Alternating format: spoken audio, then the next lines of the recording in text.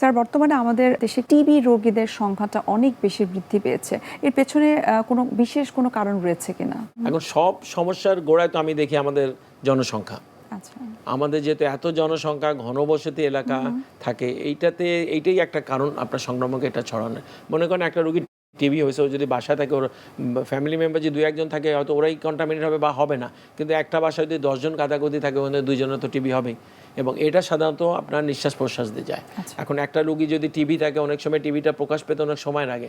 আর আমাদের আমরা ম্যানার্সও কিছু অভাব আছে, আমরা এই জিনিসগুলো বুঝি না, আমরা মানুষের সামনে কাশি দিই। যেমন স্কুলিং থেকে যদি এই জিনিসগুলো শেখানো হয়, বিদেশে দেখেন বাচ্চাদের শেখানো হচ্ছে কাশিটা এইভাবে দিতে, এইভাবে কাশি দিলে আপনার এইখানে কিন্তু এই জার্মটা থাকবে।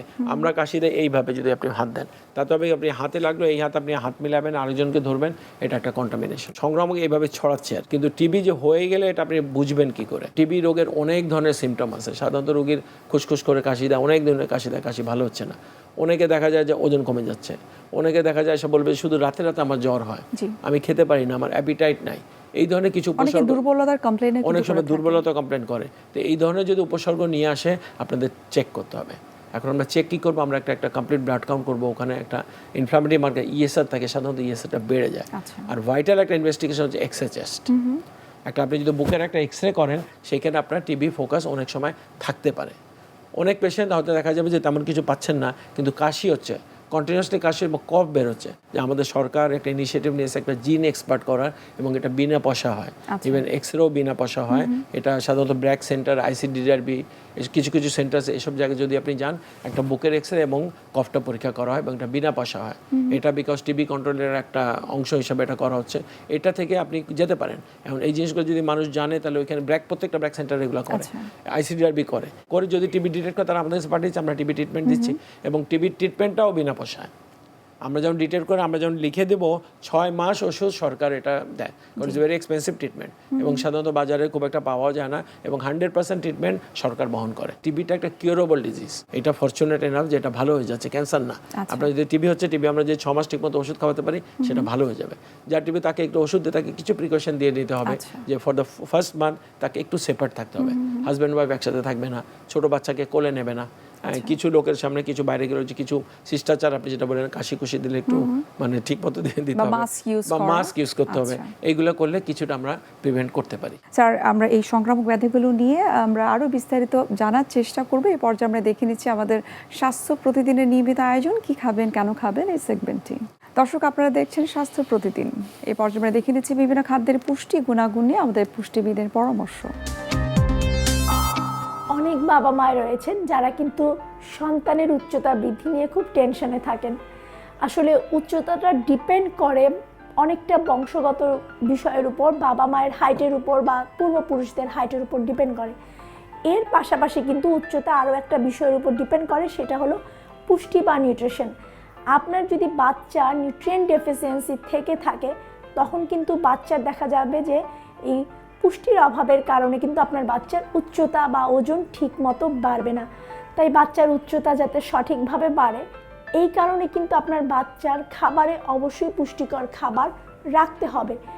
আমরা বলে থাকি যে 5 বছর বয়সের আগে যদি বাচ্চার নিউট্রিয়েন্ট ডেফিসিয়েন্সি হয় বা অপুষ্টিতে যদি ভুগে থাকে বাচ্চা, সেই সব বাচ্চার কিন্তু পরবর্তীতে আপনার হাইটটা একটু কম হয়ে থাকে। তাই এই কারণে অবশ্যই আপনার বাচ্চার খাবারে আপনি পুষ্টিকর খাবার রাখবেন। যেসব বাচ্চাদের রক্ত স্বল্পতা বা রক্তশূন্যতা থাকে, এইসব বাচ্চাদের কিন্তু হাইটের উপর খুব ইফেক্ট পড়ে বা হাইটটা একটু কম হয়। তো এই কারণে অবশ্যই আয়রনযুক্ত যে খাবার যেগুলো রয়েছে, আয়রন এবং ফলিক অ্যাসিড যুক্ত খাবার অবশ্যই আপনার বাচ্চার খাবারে রাখতে হবে। আপনি এক্ষেত্রে যেটা করবেন, যে দেখা যায় যেসব খাবারে আয়রন পাওয়া যায়, যেমন কলা, খেজুর, বেদানা, দেশীয় যে ফল যেগুলো রয়েছে, সবুজ শাকসবজি এবং হলুদ রঙের যে সবজি এবং ফলমূল রয়েছে, এগুলো আপনার বাচ্চার খাবারে রাখবেন। এগুলোতে প্রচুর পরিমাণে আয়রন এবং ফলিক অ্যাসিড পাওয়া যায়। আয়রন এবং ফলিক অ্যাসিড আপনার বাচ্চার রক্ত স্বল্পতা দূর করার পাশাপাশি কিন্তু উচ্চতা বাড়াতেও সাহায্য করবে। আয়রনযুক্ত খাবার খাওয়ানোর সময় অবশ্যই ভিটামিন সি যুক্ত খাবার আপনার বাচ্চার খাবারে রাখতে হবে, কারণ আয়রনযুক্ত খাবার খেলেই যে আপনার আয়রনের চাহিদা পূরণ হবে সেটা না, আয়রনটা অ্যাবজর্ব ও শোষণ করতে হবে শরীরে। সেই কারণে সাথে অবশ্যই ভিটামিন সি রাখতে হবে। আপনার কমলা, লেবু, মালটা, কাঁচামরিচ, ধনেপাতা, পুদিনা পাতা বা সিজনাল যে টক ফল যেগুলো রয়েছে এগুলো আপনার বাচ্চার খাবারে নিয়মিত রাখুন। প্রোটিন যদি কম হয়, বাচ্চা যদি প্রোটিন ডেফিসিয়েন্সিতে ভুগে থাকে, এইসব বাচ্চার উচ্চতা অবশ্যই কম হয়। তো এক্ষেত্রে আপনি চেষ্টা করুন আপনার বাচ্চাকে প্রতিদিন 1 থেকে 2 টুকরো করে মাছ বা 1-2 টুকরো করে মাংস, 1টা করে ডিম, 1 গ্লাস করে দুধ, বাদাম এগুলো খাবার তালিকায় রাখার জন্য। একটু ঘন ডাল বাচ্চার খাবারে রাখতে পারেন, কারণ ঘন ডালে আপনি যেভাবে প্রোটিন পেয়ে যাবেন সেরকমভাবে কিন্তু আয়রনও পেয়ে যাবেন। এই ধরনের খাবারগুলো আপনার বাচ্চার উচ্চতা বৃদ্ধিতে সাহায্য করবে।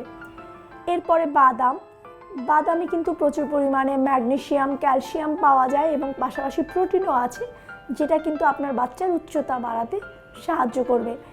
যেসব বাচ্চার উচ্চতা কম বা অপুষ্টিতে ভুগছে সেই সব বাচ্চার খাবার তালিকায় 1 গ্লাস থেকে 2 গ্লাস করে দুধ, 1/2 কাপ করে দই কিন্তু রাখতে পারেন, অথবা পনির আপনার বাচ্চার খাবার তালিকায় রাখতে পারেন।